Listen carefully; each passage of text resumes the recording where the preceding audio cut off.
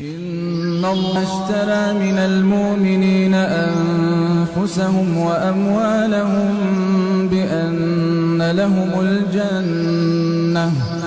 يقاتلون في سبيل الله فيقتلون ويقتلون وعدا عليه حقا في التوراة والإنجيل والقرآن ومن أوفى بعهده من الله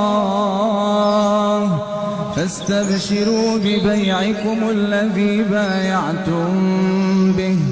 وذلك هو الفوز العظيم. التائبون العابدون الحامدون السائحون